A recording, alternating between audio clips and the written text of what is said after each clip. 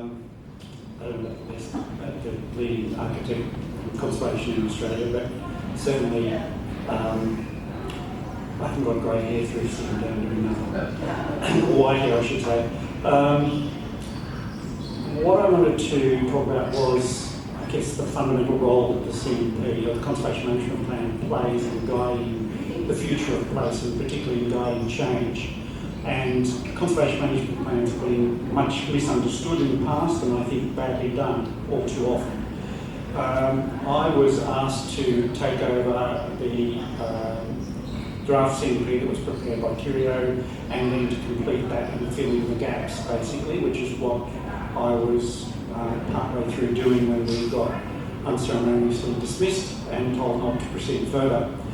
So we got partway through it, but what I want to show you tonight is actually how we did the CMP and how it works for guiding change at the Opera House. Just briefly, this is a presentation I prepared for a symposium during last year's 50th celebration down at the house.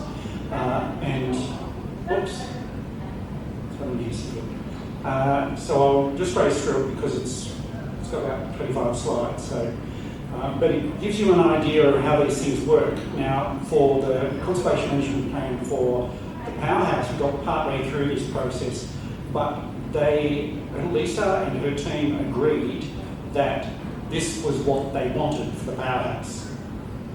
They wanted this sort of thorough process and approach to managing change through exactly the same methodology that we put in place down at the Opera House. So I just want to show you how this works, because this is a vision for what it should do. We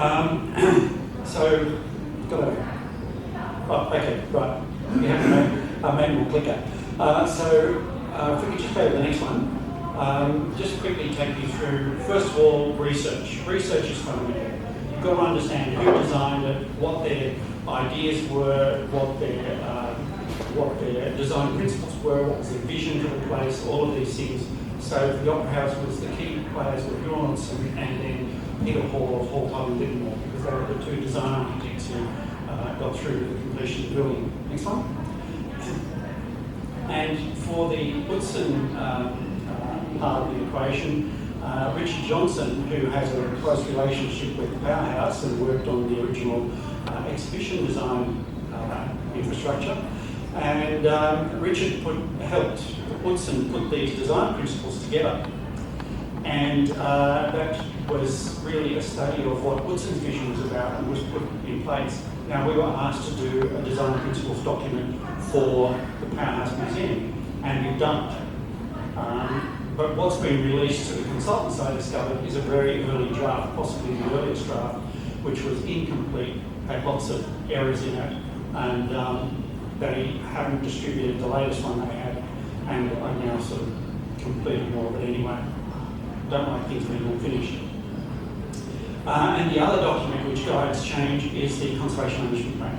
So this was exactly the same process that was to be put in place for the Powerhouse Museum. Next one. Understanding what Woodson's idea and vision for the place was fundamental. So researching through the design principles, all of the things that he'd written, all the sketches that he'd made about the idea of approaching the place across this wonderful open forecourt is basically a procession to performance and to celebrate the performance. The building itself is a performance in the middle of the harbour. And we have this wonderful space now that we all know as the forecourt. Next one. And it doesn't mean that nothing can happen there. It means that it's a space which invites participation, it invites celebration. Woodson knew that. It doesn't need to be constantly filled up with forecourt concert infrastructure, and we've got that now pretty much under control with guidance which is based on the CMP. But it's this celebratory space. Next one. So this was an impromptu performance by some community choirs. Next one.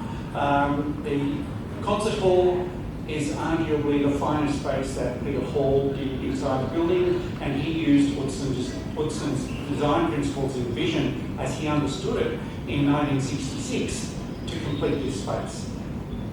And he knew that geometry was at the base of Woodson's design, and this celebration of arrival into the performance space and an explosion of colour and detail, etc.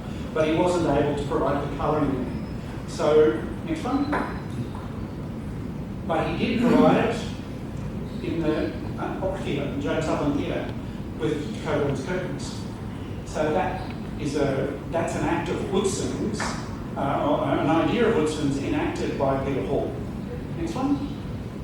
Now, it's really important to understand what's significant about the place, what are the important values. And this is just the key points, if you like, that I've identified.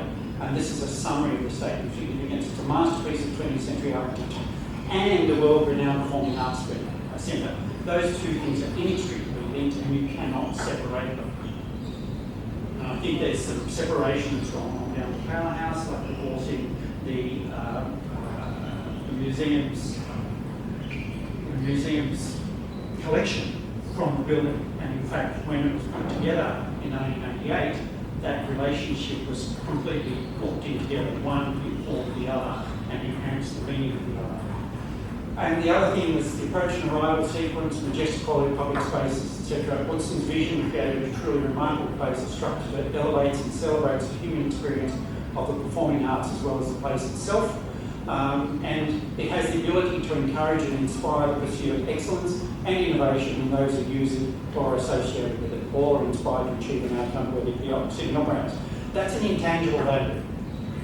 But it's really important that we understand those. And I have to say, in that draft statement of significance that's in the draft listing for the SHR revised listing, that really is not there. And there's no mention of the collection. So that's the overarching sort of framework that you then sort of understand the place and work out how to deal with change in the future. Next one. So we only ranked the significance of the large elements, the large spaces. So the concert hall is an A, clearly of exceptional significance. The Joan Sutherland Theatre is a C because it has lots of acoustic shortcomings and functional shortcomings. The orchestra pit doesn't really work, it's too small. The Revolve doesn't work because the orchestra pit now extends into it, blocked it off. There's a whole lot of problems there that still are there even though we've done an upgrade there.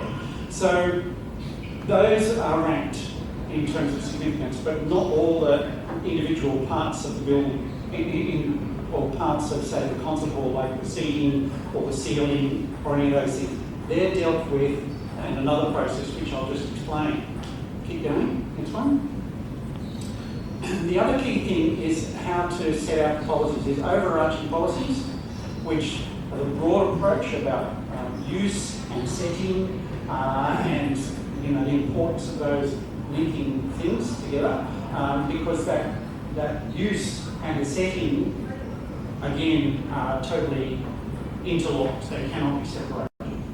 And the sign and its fabric is the nuts and bolts of the place, and then there's operation and management. With the CMP for the Powerhouse, I got as far as partway through the overarching policies in a draft format. But the statement of significance is there. And it was one that I did consultation with Lionel and other people about this, and I think we nailed it. It maybe could be refined a bit, but nonetheless it's still a draft. So, next one. And we also note here that Utzon had acknowledged that there would be change. As time passes and needs change, it's natural to modify the building to suit the needs and technique of the day. The changes, however, should be such that the original character of the building is maintained. That's almost a paraphrasing, really, of what Lionel has said to me. He didn't say that it had to be fixed in his 1988 design, and I'm sure Lindsay would agree with that. And Richard Johnson has said the same thing. They knew that change would be required, but again, don't lose the character of it. And in order to understand the character of it, you need to do this research. So, next one. So then we had the overarching policies respecting Utzon Hall, and then, there's a series of policies there about how to deal with Woodson and then Hall's work, because a lot of people saw those for a long time as being in competition, that Hall had destroyed Woodson's work. It's not true. He actually used Woodson's vision and tried to implement it as best he could, because he really honoured that and really revered Woodson's work and understood it. But he had a completely changed program, because the ABC, or the Sydney Symphony Orchestra came in. They won control of the use of the major hall, which meant that major opera had to be bumped out of that, the stage machine was pulled out, and that moved to the minor hall, which then became the opera hall, and then what was meant to be in that minor hall was drama theatre, and that was then bumped down to the experimental theatre, so the experimental theatre is now called the drama theatre, the original drama theatre is now called the opera theatre, and the major hall, which was the opera theatre, is now concert hall. So Peter Hall had to do all this afterwards and part of the project. Next one. And then how we deal with the policy section, there's discussion about the issues, the background, then there's specific policies. There might be one policy for a whole space, or two policies to deal with a couple of different major things in that space. And then guidance on managing change, which is we put in the form of tables basically, because there's so many components of each particular space. Keep going, next one. So when you're looking at the foyers surrounding Major Hall, we've got, it's of exceptional significance. They're all grouped together. So it's sort of a short form CMP, because it's an enormous place, incredibly complex. And then we've given a very brief quote of Woodson's, what his vision for this space was, and how he wanted it to be used. And then a little bit of discussion about the issues, one of those issues being lack of accessibility. Nobody could get to the northern foyer until we finished these upgrades recently. And then the foyer is a major policy, talking about the key things that define those spaces. And it's not about fabric, it's about experience and the role that the fabric plays in supporting that experience. We get hung up about fabric every bloody time. Sorry, but I see it all the time, and I get it fired back to me from authorities who say, you're losing some of the fabric. Well, yes, but we're trying to make this place work for people now in the 21st century, and they've got to enjoy it. It's got to be an exhilarating place. Next one. So research showed that Woodson had designed a tunnel on the side foyers. Next. And you can see the tunnels are circled there. They go through the northern foyers. He also had intentionally, he had a central passage which was open to the public, so you can come in that public central passage at ground floor level and go to the lifts going up to the southern foyers. That was blocked off, it became the back of the house. Keep going. And then, so we put in a new passage. Now you can get to the northern foyers. But this is at the level below Woodson's. This was at the landing above, but this passage goes through virtually the same alignment as the one above. So the structure was all there. So that's honouring Woodson's vision. That's a hugely significant space. A lot of people think you can't do this. This is vandalism. Well, a lot of people go there now and I think it's already been there. Well, they've been there going for so many years and they don't know there's a passage, they've got used to it. So, and we've made the lift so discreet, it's a glass box. A lot of people don't know it's there either. That's another thing. Next one. So now, people, the lady with the walker there, I think she was trying to go up the steps and realised that then there was a passage. Next. And the lift arrives at the top on the landing there. And then, next one. But how do you deal with this tolerance for change, say in the concert hall? This is another example.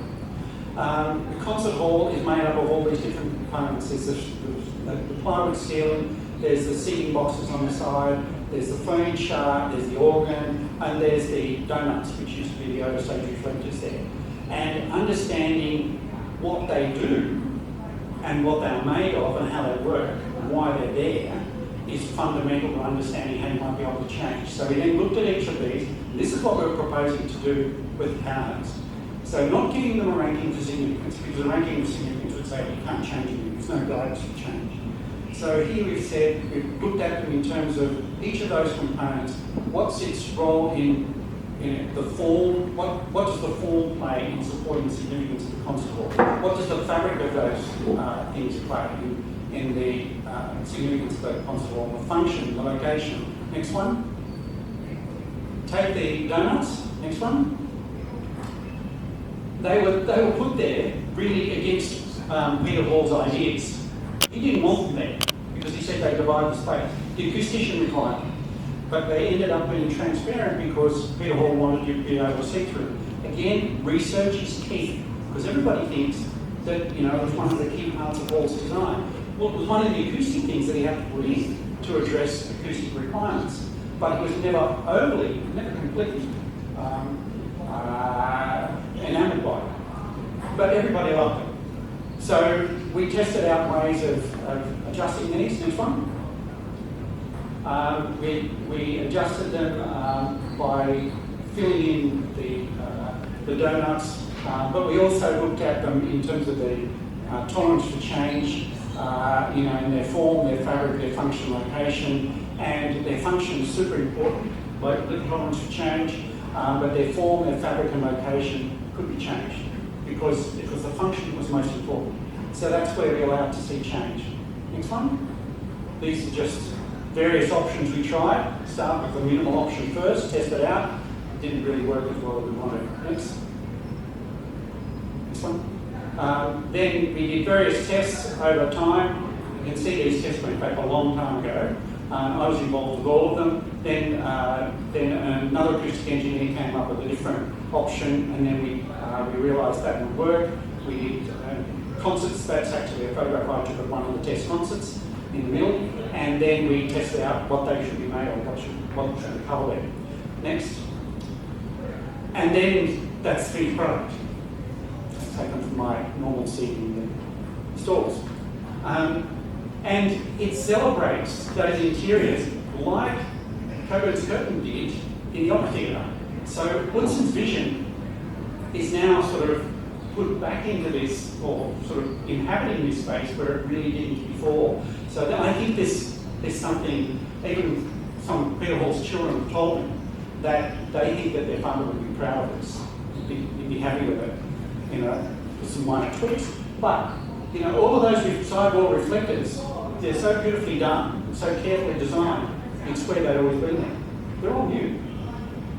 So, you can make huge changes to incredibly significant places as long as you do your research, as long as you understand what the important values are, and carefully design it and resource all the consultants and the technicians and the building of it. So that was really what I was going to say. I'm just trying to show you what is possible, and this is probably arguably one of the most significant buildings we have in the country, and there are major changes done. So fear of change is not a reason to sort of lock off the process, stop people from exploring these things. If you understand it properly, it will give you good, clear guidance as to how you can make change and still keep everybody on board.